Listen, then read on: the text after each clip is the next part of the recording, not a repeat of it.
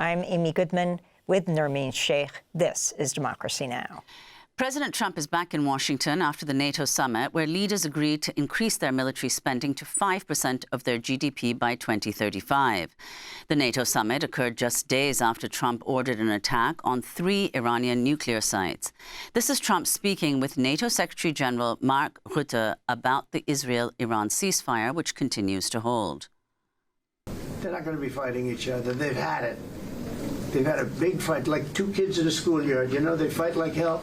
You can't stop them. Let them fight for about 2-3 minutes, then it's easier to stop them. And then Daddy has to sometimes use strong language to You have to use strong language. Every once in a while, you have to use a certain word. That was President Trump and NATO Secretary General Mark Rutte, who referred to Trump as Daddy. Earlier today, Iran's supreme leader, Ayatollah Ali Khamenei, issued a video statement where he claimed Iran had won the war and vowed that Iran would never surrender. This all comes as Israel's mass killing in Gaza continues. Palestinian officials say Israeli forces have killed another 90 Palestinians over the last 24 hours, including dozens waiting near new food distribution centers. To talk more about NATO, Iran, and Gaza, we go to London, where we're joined by Gilbert Achcar, Emeritus Professor of Development Studies and International Relations at SOAS, University of London. He's the author of several books, including The New Cold War, The United States, Russia, and China from Kosovo to Ukraine. His recent piece for the French paper Le Monde is headlined History's Crossroads, Gaza or the Failure of the West. And he's writing a new book. It's just about to come out, Gaza Catastrophe, the Genocide and World Historical Perspective. Professor Achcar, it's great to have you with us. Let's start off by what came out of NATO. Trump has been pushing this since his first term, that the 32 member countries spend far more on weapons, which means cutting social programs, green programs. And you have the NATO Secretary General sitting next to him, Mark Rutte, calling Trump daddy. Your response? Yeah, good morning, Amy, and good morning, Nermeen. Very nice talking to you.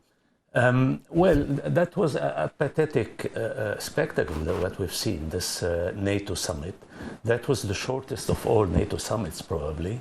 I mean, it was cut to the size that fits the attention span of Donald Trump, which is no longer than 2 hours, seemingly.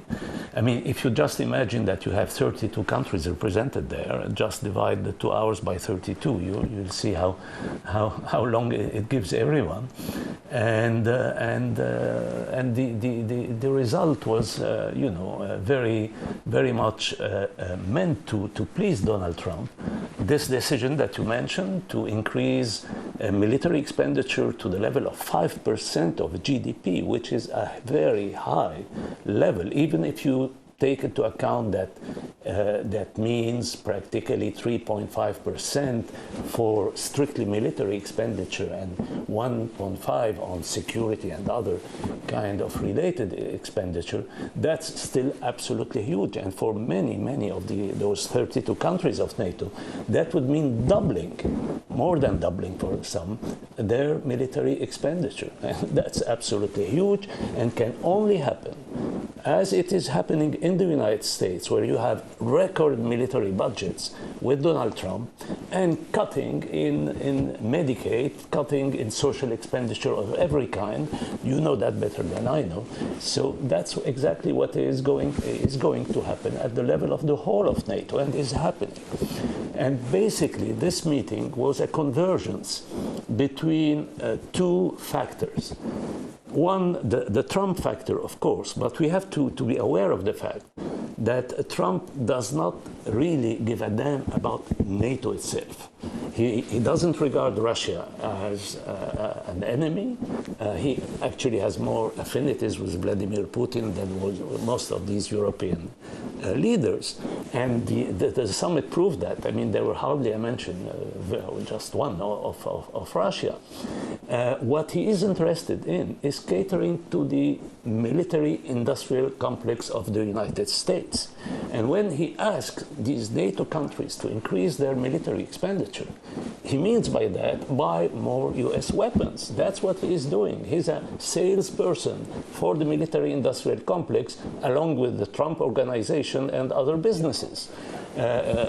With the Gulf countries, it's exactly the same. He got them to promise hundreds of billions of dollars of expenditure on military purchases. And so you have a convergence between that. And now the military-industrial complex of those European countries that have a large military industry, and that is mostly countries like Germany, France, Britain, the United Kingdom, that is, and Poland, and these are the countries that are now pushing for more military expenditure. And you can see that most of the countries where you don't have such industries are very reluctant to follow. So there is this convergence of interest of military-industrial complexes wanting more money, more expenditure on means of destruction at the very time when we are lacking every kind of things. And you know, just to give you an illustration of someone who got the lesson, because he is following in the footsteps of the poodle tradition of Tony Blair, and that's Keir Starmer.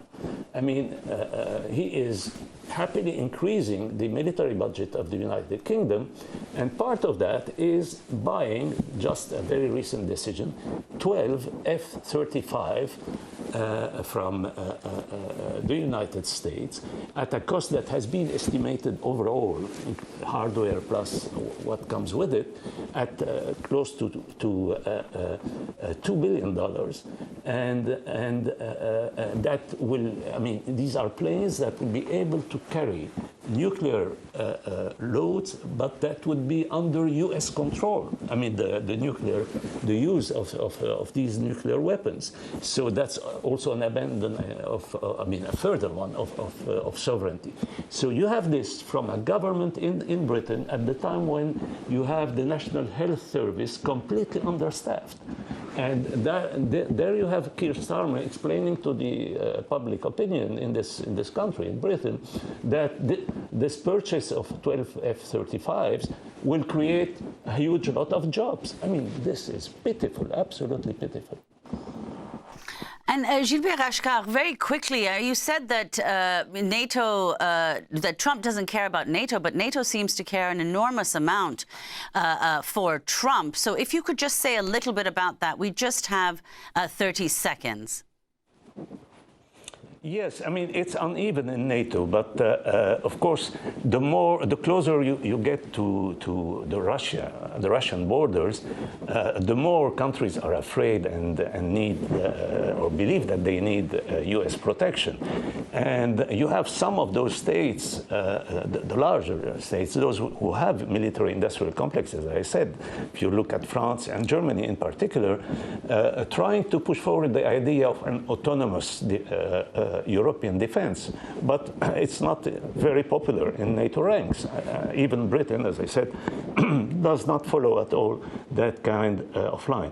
Now, this being said, we are witnessing the recurrence of a pattern that was very familiar during the Cold War, where the Pentagon and the military-industrial complex in the United States would inflate considerably the so-called risk, the threat, the communist threat, or whatever it is, the threat from the Soviet Union, in order to increase their military expenditure. Yep. Thanks for watching Democracy Now! On YouTube. Subscribe to the channel and turn on notifications to make sure you never miss a video.